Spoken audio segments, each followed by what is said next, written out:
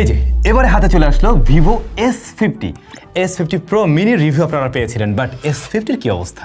এই স্মার্টফোনটা অনেক বেশি বড় না। এই স্মার্টফোনটার বডিতেও আমরা মেটাল ফ্রেম দেখছি, কোয়ালকম স্ন্যাপড্রাগন 8S Gen 3 রয়েছে, রিয়ারে 3টা ক্যামেরা রয়েছে, এর মধ্যে একটা আবার টেলিফটো। তো বেশ গুছানো টাইপের একটা প্যাকেজ মনে হচ্ছে, বাট দাম অনুযায়ী আসলে রেজাল্টের কি অবস্থা, সেই জায়গা থেকে কেমন কি পারফর্ম করছে সেটা জেনে শুনে নিশ্চয়ই আপনি আপনার পারচেজ ডিসিশন মেক করবেন। ভিভো S50 এই ডিভাইসটাও গত ডিসেম্বরে এসেছিল আমাদের কাছে, তার মানে 6 মাস প্লাস হয়ে গেছে এই ডিভাইস আমাদের কাছে রয়েছে। SMS গ্যাজেট থেকে পাঠিয়েছিল S50 and S50 Pro mini দুইটাই। এইটা দিয়ে যে ছবিগুলো তোলা হয়ে গেছে সেগুলো আপনাদের সাথে শেয়ার করলে আপনারা দেখতে পাবেন সেই শীতের আমলের ছবি, ডিসেম্বরের ছবি, বাট সেগুলো আমরা শেয়ার করবো, প্লাস এখনকার সময়ের ছবিও কিছু শেয়ার করবো অবশ্যই, এবং অল ওভার এই যে এতদিন আমাদের কাছে আছে ওভারঅল এক্সপিরিয়েন্স কি ছিল সেগুলো জানতে পারবেন। SMS গ্যাজেটে বর্তমানে এই স্মার্টফোন সহ অন্য সমস্ত রকমের ডিভাইসগুলো অ্যাভেলেবেল রয়েছে। ডেসক্রিপশনে SMS গ্যাজেটের ইনফরমেশন মেনশন করা আছে। ঢাকার বাইরেও তাদের অনেক স্টোর রয়েছে, সেই সমস্ত জায়গা থেকে পারচেস করতে পারেন। আর একটা সুখবর হলো গিয়ে আগামী 20 তারিখে SMS গ্যাজেট তাদের বরিশালের স্টোর ওপেন করতে চলছে, বরিশালের আউটলেট, এবং সেখানে আমি নিজেও থাকবো, যেহেতু বরিশাল আমার নিজের ডিস্ট্রিক্ট, সো আমার তো যাওয়া উচিতই। আপনাদের সাথে দেখা হবে যারা ওই দিন ফ্রি আছেন, আসলে দেখা হয়ে যাবে বরিশাল সিটিতে। কোন জায়গা, কোন শপ, কোন টাইমে, সব কিছু আমি ভিডিওর ডেসক্রিপশনে লিখে দিচ্ছি বা প্রথম কমেন্টে দেওয়া আছে, আপনারা দেখে নিতে পারেন। Alright, very good.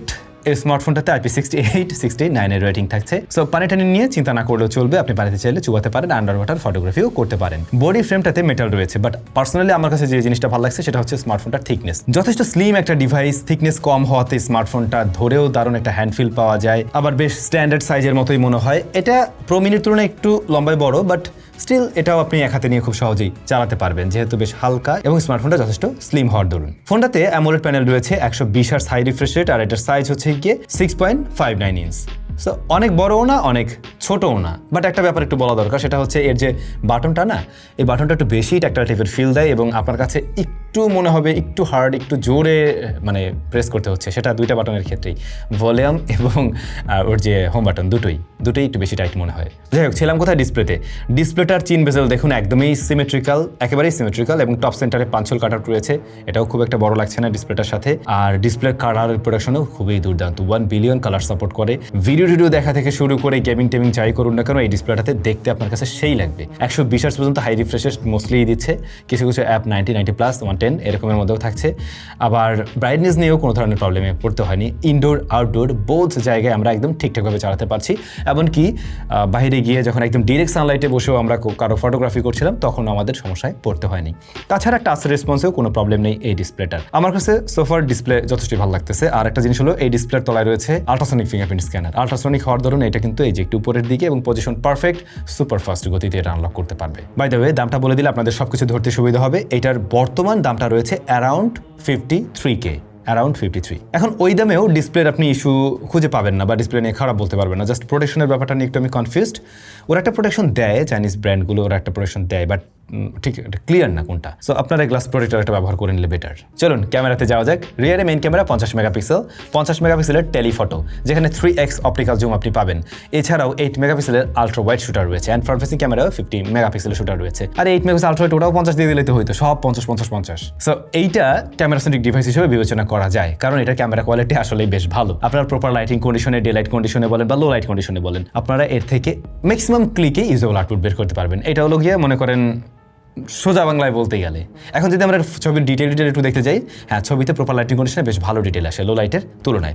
লো লাইটে কিছুটা সফট করছে, প্রো মিনির ছবি আরেকটু বেটার আসে, যেখানে আমরা ডিটেলের পরিমাণ আরেকটু বেটার পাই। লো লাইটে ওইটার কারিশমা আরেকটু বেটার ছিল, অর্থাৎ ওইটার প্রসেসিং আরেকটু বেটার আমরা পাচ্ছিলাম, বাট স্টিল এটার ছবি একদমই চলনসই। ছবির কালারটা একটু টুইকটেড, একটু ভাইব্রেন্ট করে প্রেজেন্ট করছে, ওভার স্যাচুরেটেড না, দেখতে অনেক বেশি ভালো লাগবে, আই প্লেজিং টাইপের, plus social media ready type আপনি বলতে পারেন। তাছাড়া ডাইনামিক রেঞ্জে কিন্তু যথেষ্ট ওয়াইডার একটা রেজাল্ট দিতে পারে, প্লাস এটার এক্সপোজার কন্ট্রোলিংও কিন্তু যথেষ্ট ভালো। সো মেইন ক্যামেরা নিয়ে আমার মনে হয় ম্যাক্সিমাম মানুষই সন্তুষ্ট থাকবেন এই স্মার্টফোনটির। এরপরে যদি আপনারা টেলিফটোতে যান, যেখানে 3x পর্যন্ত আপনি অপটিক্যাল জুম পাচ্ছেন, এই পর্যন্ত লসলেস জুমে আপনি ছবি তুলতে পারবেন। তবে এখানে কালারের কিছুটা টুইকনেস লক্ষ্য করা যায়, মেইন ক্যামেরার সাথে এটার কালারের কিছুটা তারতম্য রয়েছে, বাট আপনারা পোর্ট্রেট মোডে আসলে মূলত এখানে মজা পাবেন। পোর্ট্রেট মোডে দেখুন কয়টা ফোকাল লেন্থে ছবি তুলতে পারছেন, 23, 35, 50, 85, 100। সো পোর্ট্রেট মোডে আপনার হাতে ফ্লেক্সিবিলিটিটাও অনেক, এবং যে ধরনের ফোকাল লেন্থ দিয়ে রাখছে এগুলো দিয়ে ছবি অনেক দারুণ আসলে তোলা সম্ভব। ফটোগ্রাফি ফোকাল লেন্থ বলা যেতে পারে একদমই। 50-র উপরে গেলে পরে ওইগুলোর ব্যাকগ্রাউন্ড ব্রাইটনেস, তারপর এজ ডিরেকশন, ওভারঅল মানে বডি শেপটা সব কিছু মিলে মিররলেস টাইপের একটা ভাইব ক্রিয়েট করে, দেখতে ভালো লাগতেছে আর কি।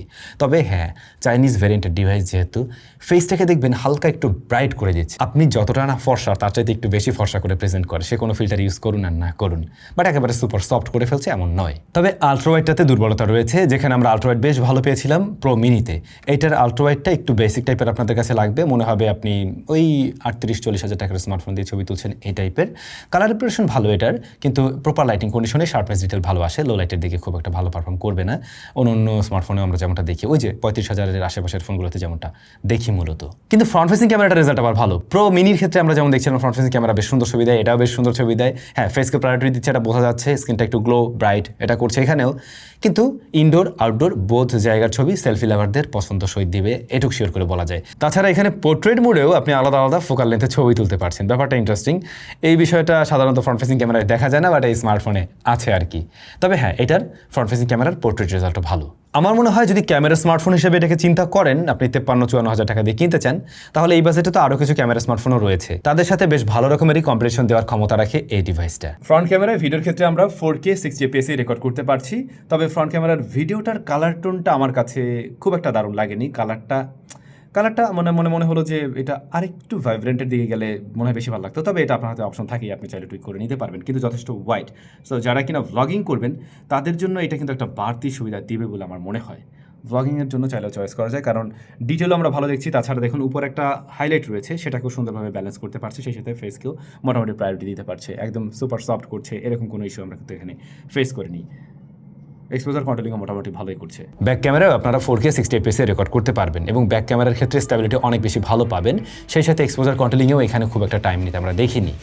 ভিডিও কোয়ালিটি ভালো, ফোকাসিংটাতে একটু স্ট্যাটার লক্ষ্য করা যায়, এছাড়া ওকে। সো ওভারঅল ক্যামেরা স্মার্টফোন হিসেবে যদি আমরা এটাকে বিবেচনা করি, সেই জায়গা থেকেও একটা ভালো পারফরমেন্স দেওয়ার ট্রাই করছে। Out of the box run করে অ্যান্ড্রয়েড 16-এ এবং অরিজিনাল 6 তিনটা আপডেট আশা করা যায়। চাইনিজ ভ্যারিয়েন্টের ফোন তো ওইভাবে আমরা শিওর না, বাট তিনটা আশা করা যায়। স্ন্যাপড্রাগন 8s Gen 3 রয়েছে, UFS 4.1 রয়েছে স্টোরেজ টাইপ, এবং LPDDR 5X এর র্যাম। এখন এই যে ডিভাইসটার পারফরমেন্সের জায়গাটা 53-54 হাজার টাকায় একটু কম মনে হবে আপনাদের কাছে। আরেকটু বেটার চিপ আমরা অলরেডি এক্সিস্ট করতে দেখি, স্ন্যাপড্রাগন 8 Gen 3 পাওয়া যায়, সেখানে 8s Gen 3টা অনেকের কাছে একটু আগের প্লাস দুর্বল তুলনামূলকভাবে, এটা মনে হবে খুব স্বাভাবিক অর্থেই।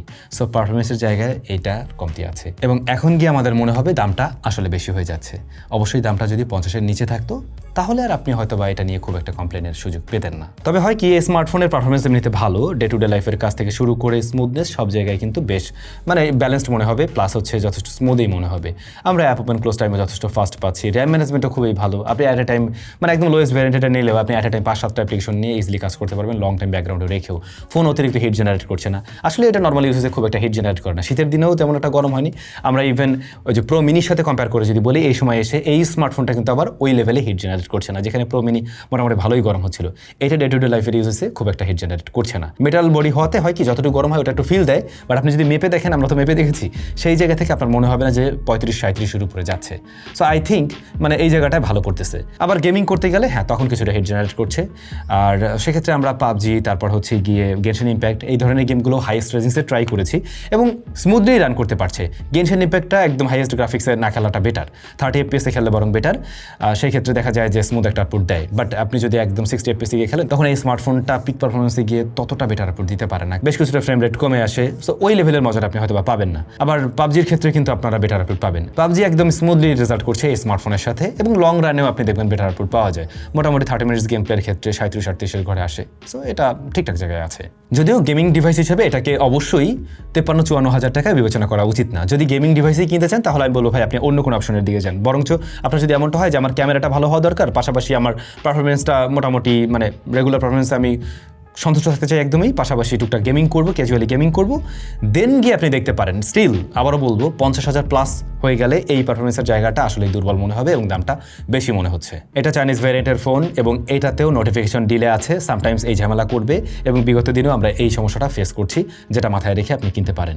আছে স্টেরিও স্পিকার, সাউন্ড কোয়ালিটি বেশ ভালো, যথেষ্ট লাউড অ্যান্ড ক্লিয়ার, তবে প্রো মিনির সাউন্ড কোয়ালিটি আরেকটু বেটার ছিল। হ্যাপটিক ফিডব্যাক ভালো, যথেষ্ট স্ট্রং টাইট একটা ফিল দিতে পারে। ব্যাটারি আছে 6500 mAh অ্যান্ড 90 ওয়াটের চার্জিং সিস্টেম, পাতলা ফোন, এর মাঝে 6500 mAh silicon carbon. So battery backup ভালো পাবেন, প্রায় 1.5 দিনের কাছাকাছি এই স্মার্টফোন ব্যবহার করা সম্ভব। সেক্ষেত্রে 90 ওয়াটের চার্জিং কম্বো একদমই পারফেক্ট। বাট যারা হেভি ইউজার, গেমিং টেমিং করবেন, উড়াধুরা ব্যবহার করবেন, তাদের ক্ষেত্রে স্মার্টফোনটা ধরুন একদিন চালাচ্ছেন, তারপরে দেখা যাবে 20-25% মতো অবশিষ্ট আছে। সো সেই জায়গা থেকে খারাপ না, অলমোস্ট 8.5 ঘন্টার মতো এসওটি দিতে পারে। So good enough. Vivo S50 এই স্মার্টফোনটার দামটা যদি 45 এর মধ্যে হতো, তাহলে আমি বলতাম ভাই যারা ক্যামেরা স্মার্টফোন বা ব্যালেন্স একটা স্মার্টফোন খুঁজছেন কিন্তু ক্যামেরার দিকে মেইন প্রায়োরিটি, জাস্ট চোখ বুঝে কিনে ফেলেন।